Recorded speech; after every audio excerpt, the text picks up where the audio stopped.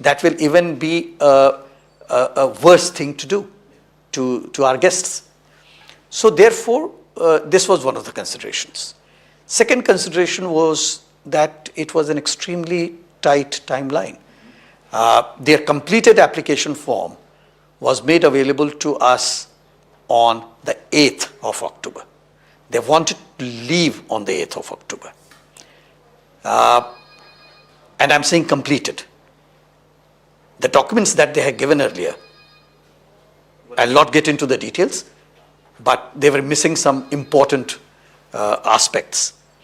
And thereafter, there is a time difference between there and India. So by the time we received it in Ottawa, India was already late evening. So it was a bit difficult, and they should have understood it, a country which has got so many timelines, time zones. So they should have understood it. But unfortunately, I think it was a bit how should I say? It was a bit hasty or premeditated. Premeditated. And just look what happened after that. In the inquiry committee, there is a public inquiry committee against foreign interference. There, one of the RCMP officials said that it was not time sensitive. So why this entire, facade?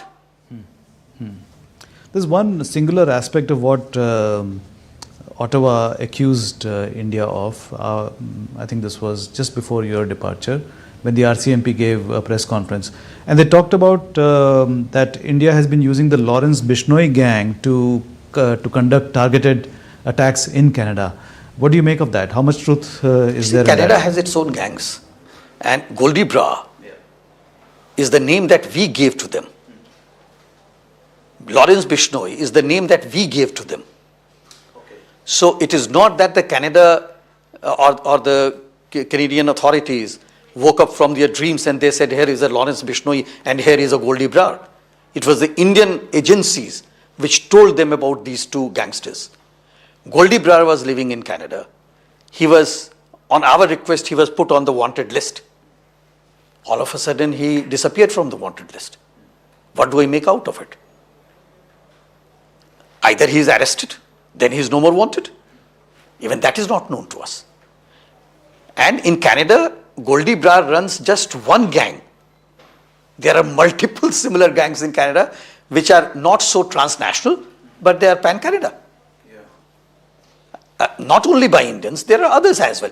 So, when the turf war starts on drug trafficking or human trafficking, gun running, we have seen in various parts of the world that there are murders and killings. Yeah. In your TV interview, Canadian TV interview, you also condemned the killing of Nijjar. Who do you think would have killed him? What was the motive? Difficult for me to say because investigation is still on. They have arrested 4 persons for the crime. But there are 2 aspects of it. One is that if a crime has been committed, and murder is a crime, it doesn't matter who dies. Nijjar was a terrorist to us. But then anything which is extrajudicial for any democracy, any rule of law country is wrong. So it was wrong for us as well. We always told them that we want to reach the bottom of the whole episode so that you are satisfied, we are satisfied. So I will not go into what my feelings are because this is a subject of investigation and investigation should follow its course and come out with the truth. Truth which is judicially acceptable. Yeah. Now, the Canadian ambassador to India, Ambassador McKay, before leaving India, he said that there's a direct link between Nijjar and Panun in the US. What does that mean? So, probably he would have seen the indictment, which talks of both.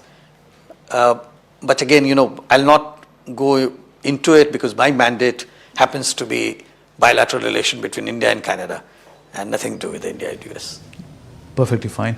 One question about your time in Canada, and the Canadian government has accused you personally of updating New Delhi about the activities of separatists in Canada. I personally don't see anything wrong with that. That is what you are supposed to do. I mean, if there's a group of people who are acting against Indian interest, I mean, the ambassador of India would be expected to update the headquarters. So what does that mean at all? So, and Vienna Convention allows that. Yeah. So there are two kinds of collation and collection of information. One could be overt, another could be covert. Okay. Covert collection is not mandated by various conventions. Okay. But overt is as kosher as it could be. Yeah. If I have enemies of my nation living in Canada, anything which is available overtly, won't I like to know about it? So that is what we were doing through social media, through the publications. And once we do that, then what do? Of course we report back to India. So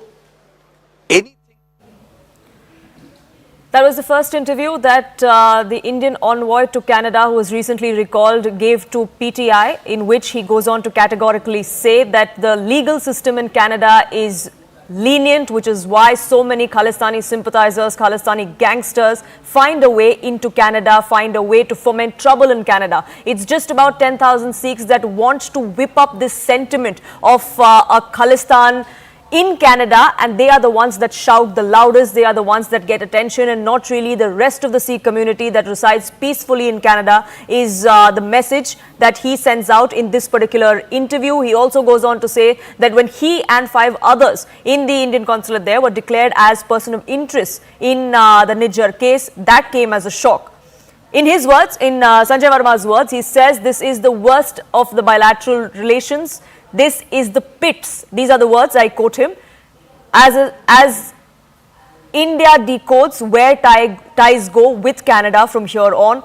Like many others, Sanjay Verma also going on to say that Trudeau is the only one that's to blame and that's responsible for where India and Canada ties have now reached. Siddhant, my colleague, will be joining us shortly, getting us more perspective. But all of this comes at a time when Justin Trudeau is facing immense pressure from within his party and his political rivals in Canada. In fact, just yesterday, Justin Trudeau has been given out a deadline to resign within the next 4 days as well.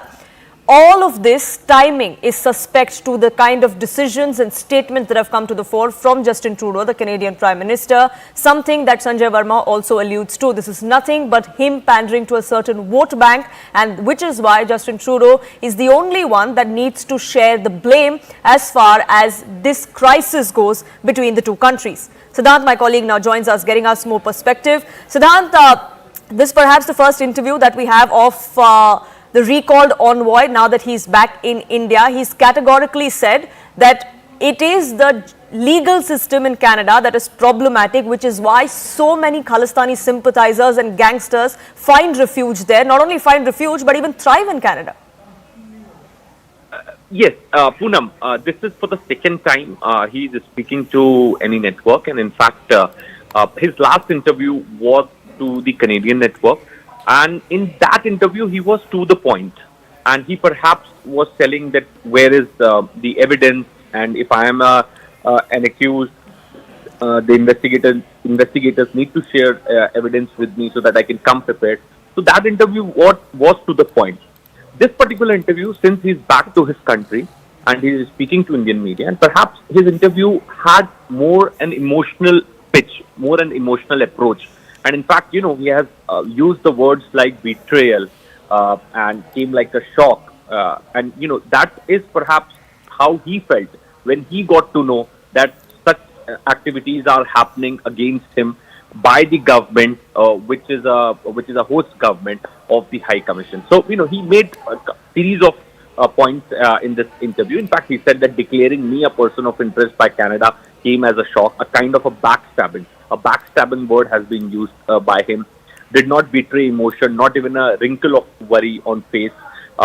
He also spoke about, and very candidly he spoke about, the Khalistani terrorist extremists found refuge in Canada due to lenient Canadian legal system, which in fact we also have been reporting on our network, that how Justin Trudeau's policy is perhaps allowing so many people to come and seek asylum and, get involved in all sorts of wrong activities.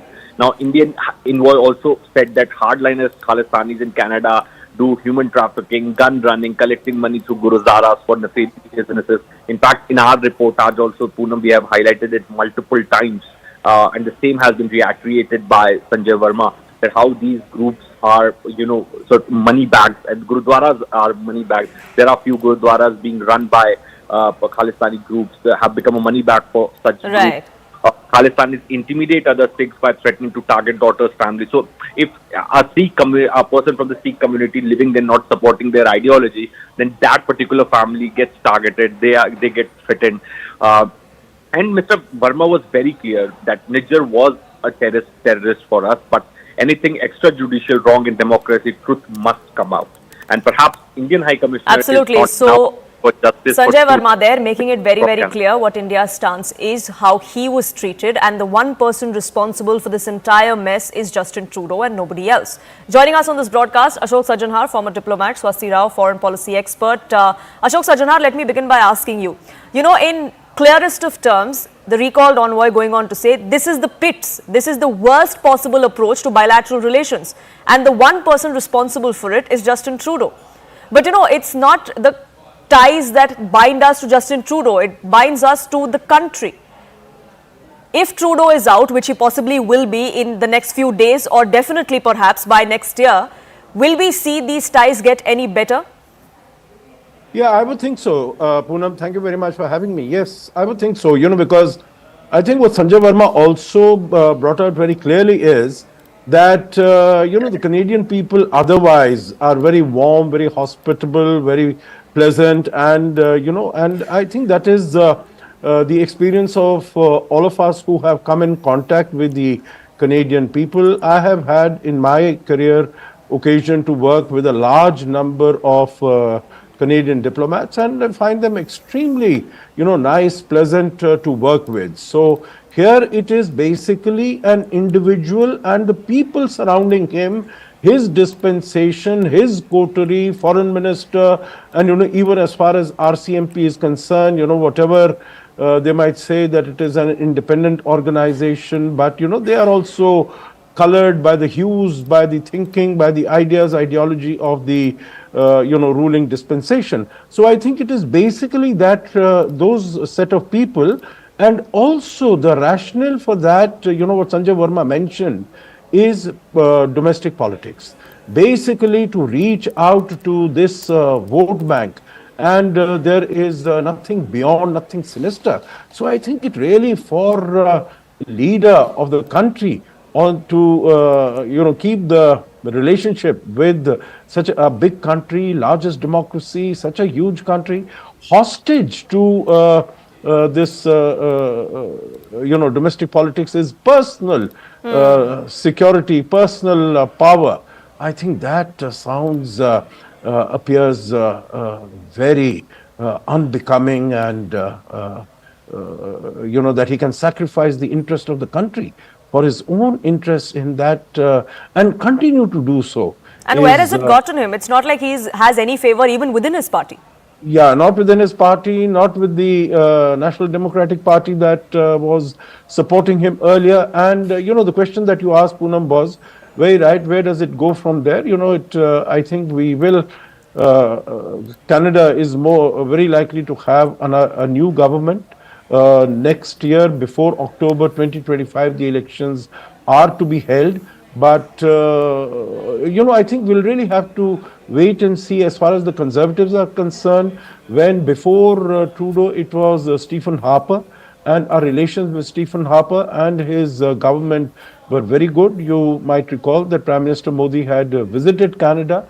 We were even talking, we started talking about an FTA with Canada. We started talking about importing uranium from Canada at that time, because Canada has huge reserves of uranium, and that is, we are in the global market for uranium. We've been importing from Kazakhstan, Niger, etc. And now even maybe imports from Australia will also commence. So Canada was a good source supposed to be for, but none of that has really come about. And even the talks on the FTA, on the free trade agreement, have also not really taken us, they have been suspended. So we'll really have to wait and see for the new government to come and how we can pick up the pieces and take and mend our relations and take them forward. Poonam. But Sasti Rai, let me also get you in. We blame all of this at how Trudeau's handled this entire thing. It's one person's problem and not necessarily a country's. But if there was a change in government, if we were to see this party out and someone else come in, where do you think this issue goes? Because like Sanjay Verma was also pointing out, that noise that is being made around this Khalistani issue in Canada is only getting louder and more shrill by the day. If Justin Trudeau has pandered to it because of his vote bank politics, is it a possibility someone else will too? Good evening to you, Poonam. Thanks for the question. Yes, I think one needs to keep in mind the fact that specifically speaking about Canada, there has been a 50-year-odd history of tensions that have never really been structurally addressed, and especially with regards to the separatism, the Khalistani and all of that. And one of the biggest examples that you've seen, of course, is about the bombing of the Kanishka, incident. And I think what also amplifies the situation is that, if you look internally, Canada does not really have an external intelligence capabilities, and it is dependent on what foreign partners for that kind of intel. And basically, then, that is one of the reasons why Canada is reliant on other inputs, and it doesn't really have any hard evidence. It is not able to process those inputs, etc. And this is all a part of the bigger mess that got created, and which ultimately saw this very unfortunate unfolding in the way it did. Now, I totally agree that it's not just the Liberals, but it's also the Conservatives that have been mollycoddling these Khalistanis, basically for domestic gains, for many, many decades. So this remains a structural problem in Canadian politics. That's the first thing. But like I said, that if you see today, I think Canadians are the ones that are most dissatisfied and most disillusioned with Trudeau's style of politics. Trudeau is actually behaving like a man-child. Trudeau is this guy. I'm sorry for that aeroplane, but yeah, coming back. So Trudeau is really this guy who does not really know how to follow any diplomatic dignity. And one of the reasons why this actually got to the level where it got was because the way he handled it. So if you see internally, there have been calls for Prime Minister Trudeau to resign. And if you now know that there is an all-party caucus that meets weekly when the House of Commons isn't sitting in Canada. And I think what has happened recently is that in the most latest of this caucus meeting, 24 members of parliament have signed an agreement to call on Trudeau to step down as the Liberal leader. And this is something that we perhaps need to keep a better tab on, which means that, the Canadians themselves want to improve ties. That there was some previous videos also leaked, previous shared, on the social media, where you saw that opposition leaders have been asking Canada and Trudeau to step down because he kind of messed up relations with the world's biggest democracy, that is India, which was not in relation with this particular controversy, but how he has been dealing with India in a very high-handed fashion. Okay, so I think Canadians are themselves tired of what mess has Trudeau created. He has been there for 9 years. Of course, there is there is now time for change, but the proof of the pudding is going to lie in eating, which means that what we expect from the Indian side is that we have made certain extradition requests. We have given them 26 extradition requests. We have brought up enough, from the last few years where we have asked Canada to respond, and the Canadian side has not responded. So we would want also them to take it up step by step. Sorry to interrupt you there, but speaking of those extraditions, Sanjay Verma in this interview also said that several of these requests have been made, 26 to be precise, and they've never been paid heed to. But there is work on at least 4 of those names. He, of course, didn't divulge those names, but 4 of those could happen. Do you think that still would happen, given where ties have come now? Yeah, absolutely. So, one always understands, Poonam, that diplomacy and these kind of maneuvers and requests are never a zero-sum game. You're never, completely there or you're completely not there. But the point is that do you actually show some incremental improvement? And what we do expect from a post-Trudeau Canada is that whoever becomes the leader there will be more sensitive to how reinstate normalcy in the decisions, because like everybody understands, this is not just about Prime Minister Trudeau or his personality or his, style of politics, okay? This is all about the 3 million, people of Indian origin who live there. This is about the 7.5 lakh Sikhs who live there, that all of them are not Khalistanis. It is about Canada's pivot to Indo-Pacific, which is a very huge point of convergence with India and the larger Western engagement. This is also about, billions of dollars of investment that are coming from, Canada. There's also about economic trade. There's also about the future of thousands of Indian students that go to Canada every year. It still remains a very important destination as far as that is concerned. So what I mean to say is that, yes, there has to be some kind of an incremental engagement and improvement. It will take time, but that is what the beauty of diplomacy is. And India is absolutely known for very pragmatic, I would say, diplomatic maneuvering. And I'm hopeful that the next leader in Canada would be equally mindful and would try to sort of, keep the bad blood behind and make some incremental progress. So I think, yes, I heard that interview where he said 4 names. He didn't divulge the details, and that's not important. What is important is that we have to build some trust back into this bilateral relationship. And the onus for that is more on Canada's side than on us. Many more steps have to be taken by the Canadian side than by us for things to go back to normal, if that can ever happen, or at least a semblance of normalcy as far as bilateral ties between the two go. On that note, I thank you both for joining us here on this edition and sharing your perspective, because we're slipping into a quick break on this edition of Plain Speak. But on the other side, we'll get you the political fireworks that coming in not just from Maharashtra, but troubles that are mounting for the Congress across the country. Is the Congress now reduced to playing second fiddle within the India bloc? We get you that.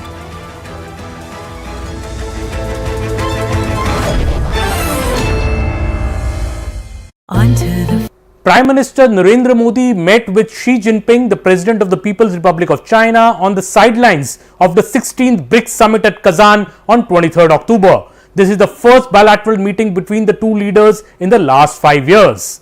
The Galwan clash had led to deterioration in relations between both sides and tensions at the LAC.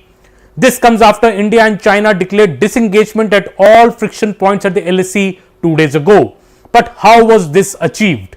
The inside story we have from top government sources is that China was also eager to resolve the LAC issue lately. Mr. Modi's twin visits to Russia in the last 3 months, despite pressure from the US, got China on board for an agreement, top sources say. The talks reached an advanced stage in the last 6 months, leading to a full disengagement now. Top sources said that the disengagement and the de-escalation on LAC will be quick as well, with both sides eager to move fast to settle the issue. Patrolling from both sides will also begin soon on both sides of the LAC. The de-induction of the troops will be the final step of this process, which will depend on India's watch and verify approach with China. Well, the urgency to settle this issue quick reflected in Mr. Modi's talks with Jinping as well. Mr. Modi welcomed the recent agreement for complete disengagement and the resolution of issues that arose in 2020 in the India-China border areas. PM Modi also underscored the importance of properly handling differences and disputes and not allowing them to disturb peace and tranquility. The two leaders in fact have agreed that the special representatives on the India-China boundary question will meet at an early date to oversee the management of peace and tranquility in border areas and to explore a fair, reasonable and mutually acceptable solution to the boundary question. The early date being requested by both sides for these talks shows the urgency, as I said earlier, for a de-escalation on the LAC in a quickest possible time. The relevant dialogue mechanisms at the level of foreign ministers and other officials will also be utilized to stabilize and rebuild bilateral relations, a statement from India has said.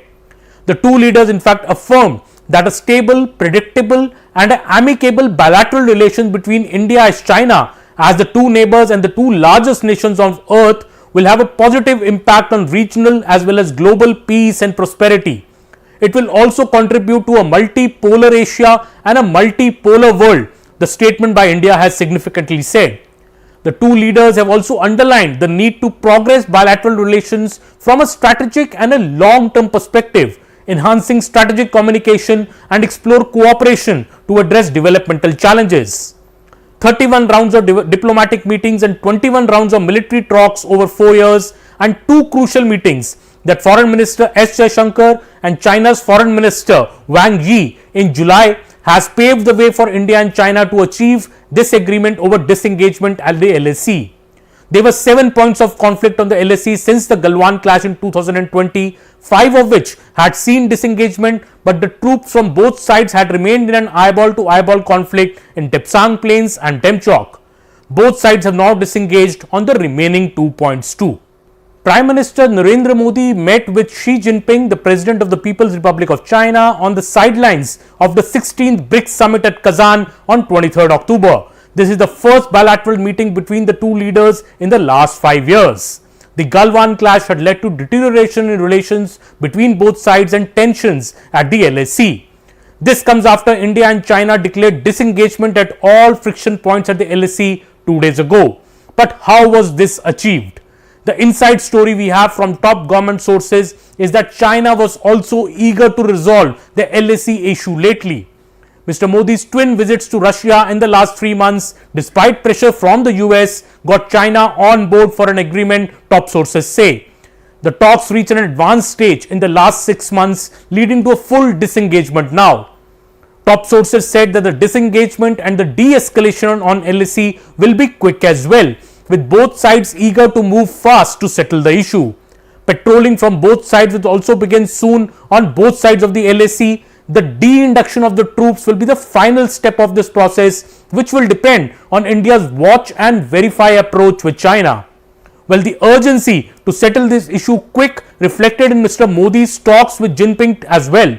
Mr. Modi welcomed the recent agreement for complete disengagement and the resolution of issues that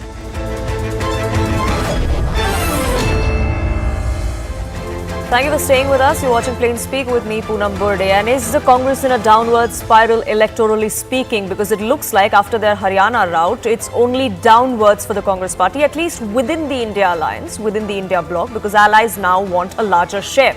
Congress was once in power for decades, then was the principal opposition party. But many would say the principal opposition party tag could also be shaky for the Congress party, because across different states, especially the 2 states that are going to polls for assemblies and the bypoll states, all of those states, allies now want a larger chunk, do not want to concede much to the Congress party given their electoral performance. Let's give you a sense of what's happening at least in 3 different states. In Maharashtra, we are going to be seeing Vidhan Sabha elections take place next month. Back in 2019, the Congress fought on 147 seats. Now they're only fighting on 85 seats. This despite them wanting over 100 seats. But both the other alliance partners said no way that over 100 seats are going to be given to the Grand Old Party. In Uttar Pradesh, there are 7 bypolls that are going to be held along with these state elections. Initially, there were talks between the Samajwadi Party and the Congress over seat sharing. The Samajwadi Party said we can only offer you 2 out of those 7, which is why 5 seats were declared. Now the Congress has decided that we will give up completely and the Samajwadi Party will fight on all 7 seats. They've even declared their support for these candidates. Shifting focus to Bengal, where the left and the Congress were in alliance when in 2024 this year, when general elections were held. But now that alliance has fallen through and the left has blamed the Congress for that in these upcoming by-elections. So as allies keep snubbing the Congress party, has Congress now been reduced to playing second fiddle, and is that where they're headed?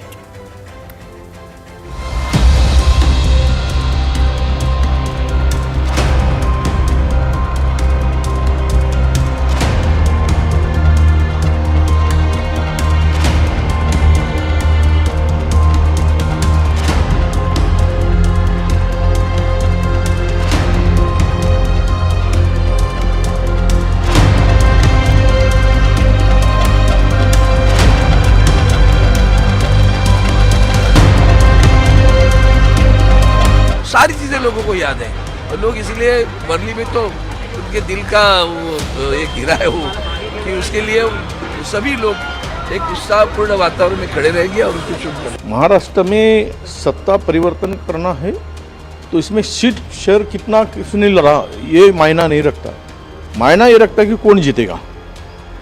तो हमारा पूरा आज हम seat sharing के बाद में हमें पूरा कॉन्फिडेंस है कि हम 200 के पार जाएंगे।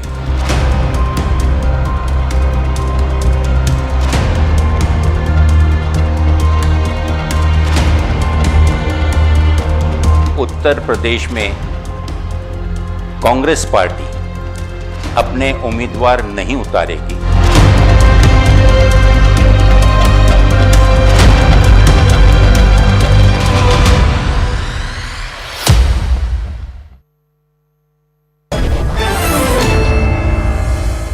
Let's open this up. Chitra Bhatam, spokesperson of the Congress, C.S. Jha, leader of the Shiv Sena UBT faction, and Susi Shah, leader of the Shiv Sena, spokesperson of the Shiv Sena of the Sindhe faction.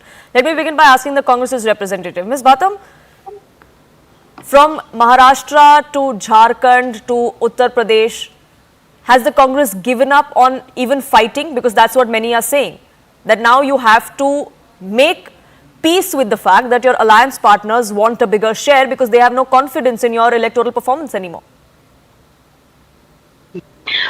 Well, Poonam, can you hear me? Yes, go ahead. So, good evening to you and your viewers. Well, it is a very laughable statement that you have started with. If nobody has any confidence in our electoral performance, then I think what was the result on June 4th is not acceptable to people. This is the best performance that Congress has given by far in so many years, comparing to the last two electoral results. So obviously, you know, our confidence is boosted. Our allied parties have more trust in us. But then the thing is, we are going with a strong strategy and we are going with a strong criteria. I've heard our leadership, okay, the only criteria for right now for Mahavikas Aghadi in Maharashtra, be it or in Jharkhand or in Uttar Pradesh, wherever, we are looking out for winnability. So that is the bottom line for us, and which is why we are willing to sacrifices with our allied partners. So whoever wins, we are going to remain as a unified frontal opposition. So we want to be strong in our numbers, and we want to continue with the best form that is given to us on June 4th. So, which is why we are willing to it's make interesting, sacrifices. Chitra Bhatam, you say that what I said was laughable, but many would say what you are saying is laughable, because June 4th, if you say, was the best performance the Congress had, where you were stuck at 99 and somebody came to you giving support where you came down to 100, if that's the best performance and that's something that the Congress wants to boast about, I don't think many within the India bloc would also be happy with that. But having said that,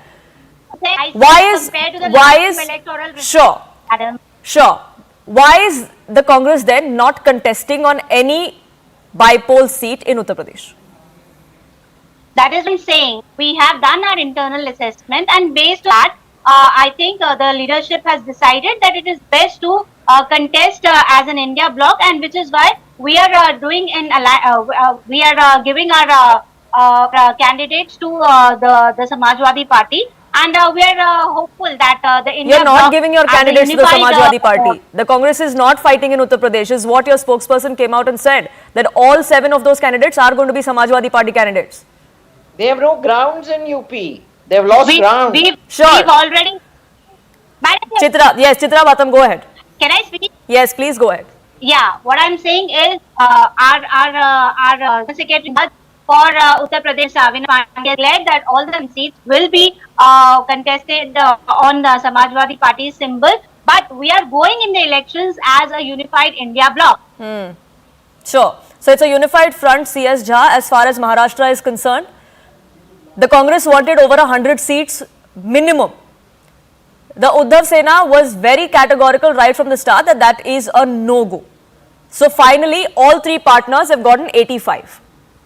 Do you think this is because the Congress's large-heartedness of being sacrificial and giving its allies what they wanted? Or is it because the allies said, we can't give you what you want because we don't have confidence in you?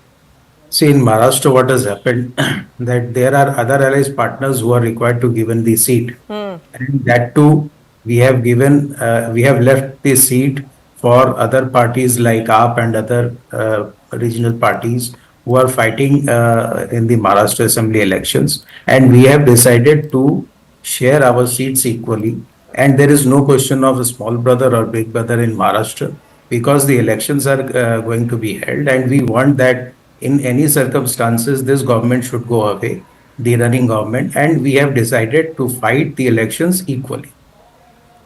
There are still 23 seats that are up for grabs even after the smaller parties CSJA have been removed.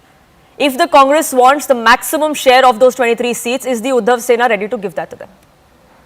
See, there is no question with regard to the 23 seats. We have not decided on that aspect, and it has been decided that these seats will go to the other alliance partners. Let these no, these 23 are without those alliance partners. There are 10 that have been promised to the other alliance partners, apart from the 85 that have been shared between the three. There are still 23 that are undecided. If the Congress wants more, because the Congress wants at least 100, they are right now at 85. If out of the 23, the Congress says minimum of 15 is what we want, is the Uddhav Sena ready to let that go? It's a simple yes or no question between the parties, and the main leaders are deciding on it. But eventually, if you see that this decision has been taken unanimously, and this thing will carry on till the elections. Okay, Suziben Shah, we've spoken about the opposition bloc, but as far as the Mahayuti is concerned, there were some troubles there as well. So seat sharing and negotiations over that seem to be a trouble that both factions seem to be facing as far as Maharashtra goes. So good evening to all. And should I say that, we are three big parties, all of us, right? And as far as the Mahayuti is concerned, there was no public spat, there was no public bickering. We have announced our candidates, and when you saw the 85 press conferences, you should have seen their body languages. You should have seen their faces. They were gloom, and they were worried what the hell is happening. Secondly, the same day, that evening, UBT announced a group of some 12 constituencies to mock the Congress party. They took objection. The peasant party said that we have been promised to, we have announced. They had to withdraw the seat. That is the confusion in the Aghadi. I don't seem to understand. Yes, there could be difference of opinion, but if they cannot solve the seat sharing, how are they going to run Maharashtra? How are they going to have a Viksit Maharashtra? What about safety? What about progress of Maharashtra? They are lost in their campaign. They don't know what they are doing.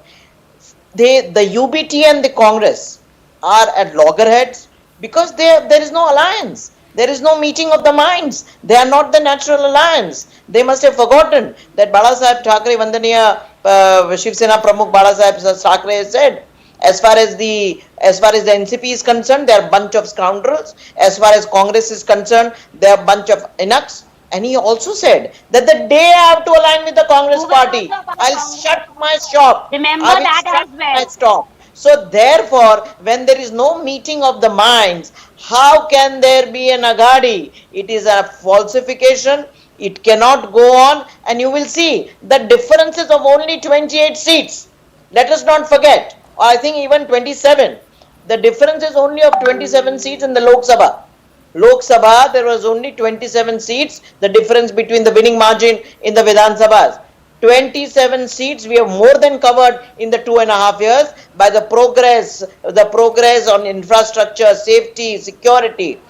Remember, there has not been a single bomb blast. Remember, no Mumbai, no Maharashtra has lost any lives during the 10 years. So if you want stability, you want safety, you want security, it is the Mahayuti. But Shah, you haven't answered my question. What? I was asking you about the differences within the Mahayuti.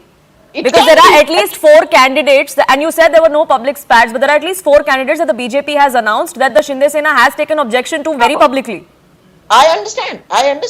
There is no public bickering, and we are not running away from it. We do have a difference of opinion. We are 3 strong parties. Everyone wants more seat, more representation to their symbol in Maharashtra. But yes, the same as the Aghadi.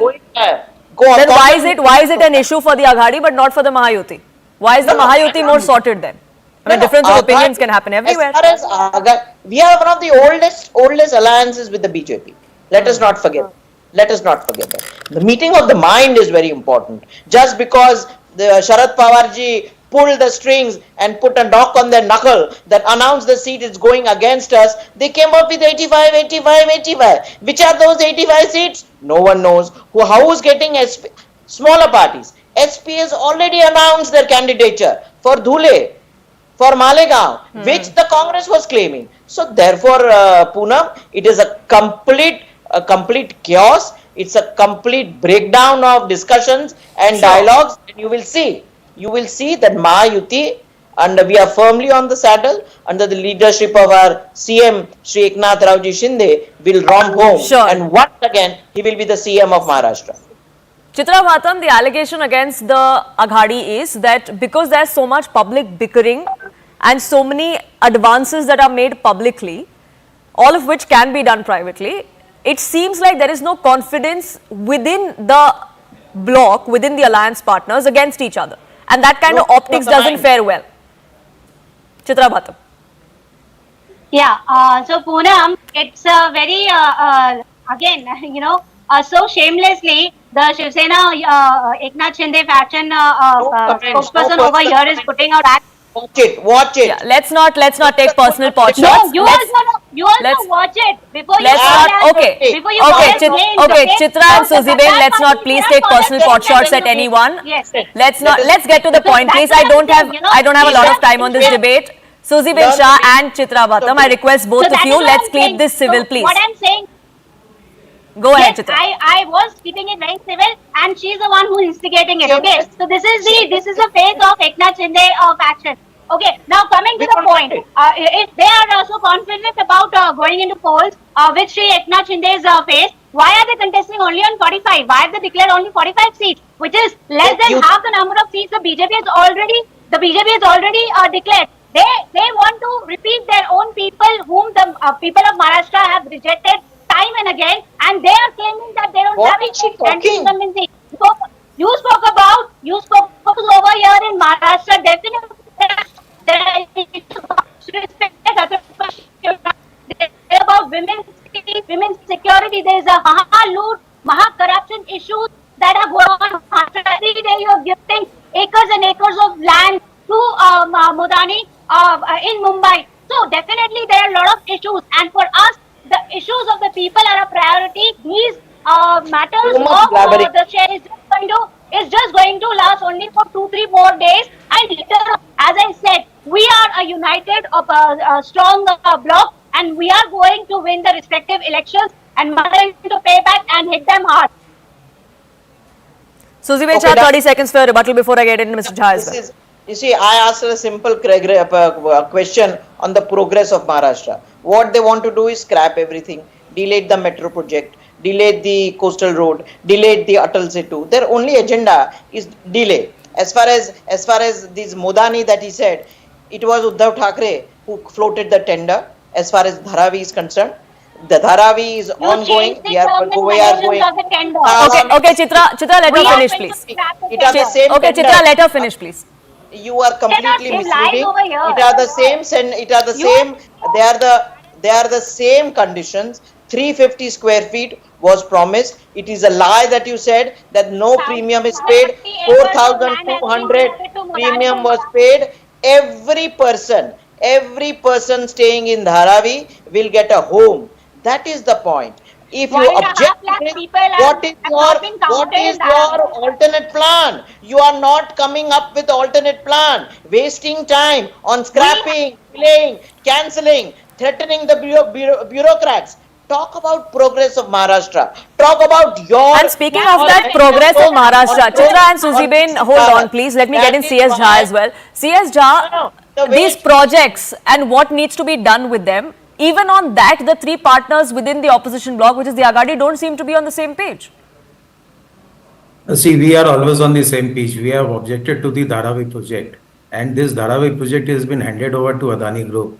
Under what circumstances and how it has been handed over to Adani Group, that has to be seen, and that requires an investigation to be done. We always have raised objections with regard to such project, because this project does not seem to be a public project, but it seems to be a private project, because the sitting CM used to be a contractor monthly and nothing else, and he has boasted all the contractors and nothing else. He was patiently listening until now. Secondly, the development and the law and order situation, everyone knows how the Maharashtra has suffered for last 3 to 4 months with regard to law and order situation, with regard to Badlapur, Pune incident. Everything is on record. Infrastructure, if you see the development, the industries, many industries have gone to the Gujarat, and nothing else has come down to Mumbai or Maharashtra, and they are boasting on the development. These are completely wrong things. The elections are going to come, and let us see what happens. Elections are just around the corner, and we'll find out which narrative wins. But elections are just around the corner, which is also, which unfortunately I don't have the time for that, Suzy Shah. But like I said, elections are around the corner, and it is for both parties, for both alliances, for both blocs to get their act together, at least as far as seat sharing goes, and the people of Maharashtra will decide. I thank you all for joining us here on this edition of Plain Speak. With that, it's a wrap from my side.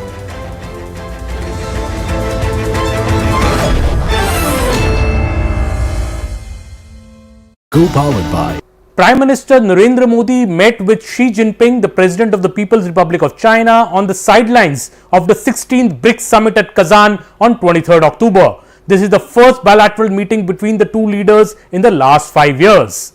The Galwan clash had led to deterioration in relations between both sides and tensions at the LAC. This comes after India and China declared disengagement at all friction points at the LAC 2 days ago. But how was this achieved? The inside story we have from top government sources is that China was also eager to resolve the LAC issue lately.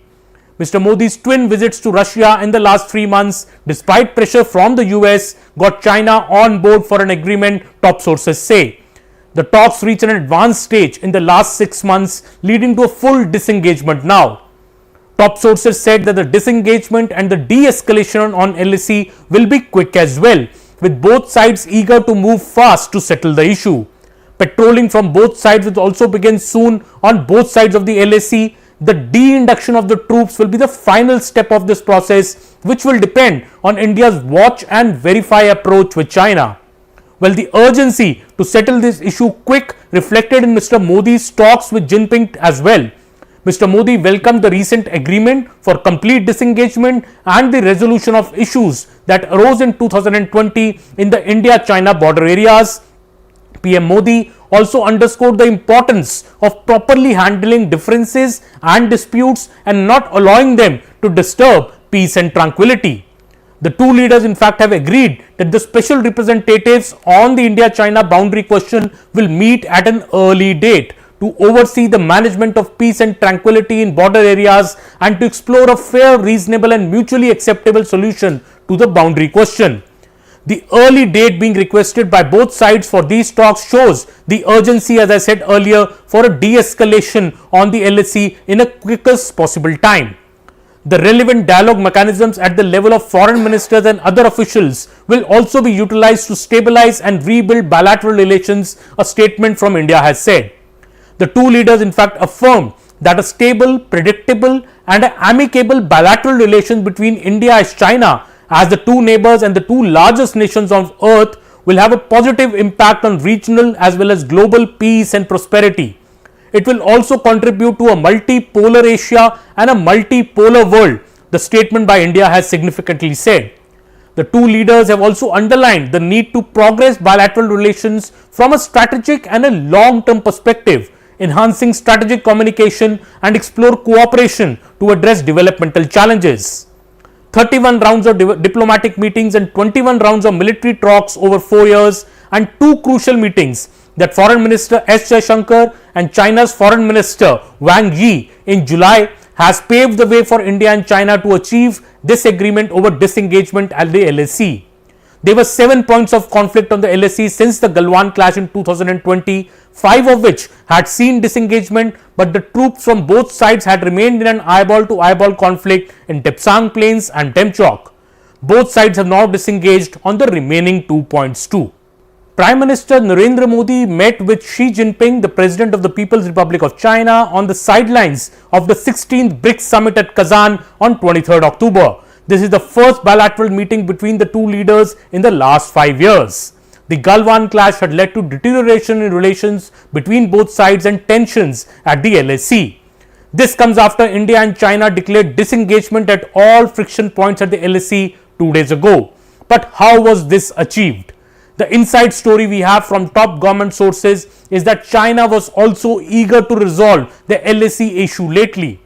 Mr. Modi's twin visits to Russia in the last 3 months, despite pressure from the US, got China on board for an agreement, top sources say. The talks reached an advanced stage in the last 6 months, leading to a full disengagement now.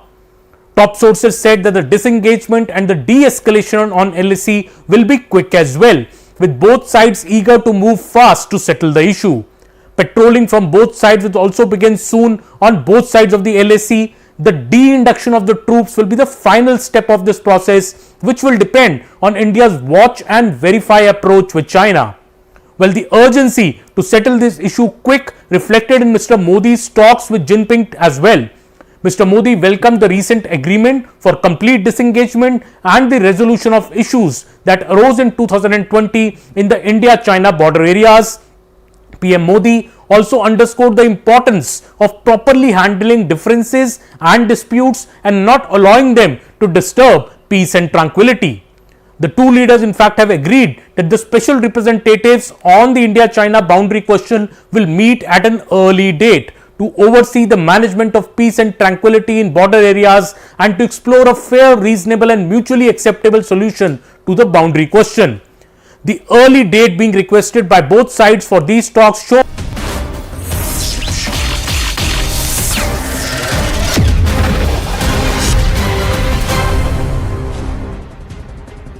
Namaste, Jai Hind and welcome to this edition of The Right Stand. I'm Anand Narsimhan. A day after the Congress General Secretary Priyanka Gandhi Vadra filed her nomination for the Wayanad Lok Sabha bypoll and declared a total income of over 46.39 lakh in the financial year 23-24, including rental income and interest from banks and other investments. Robert Vadra, Priyanka Gandhi Vadra's husband, has been accused of hiding his actual net worth.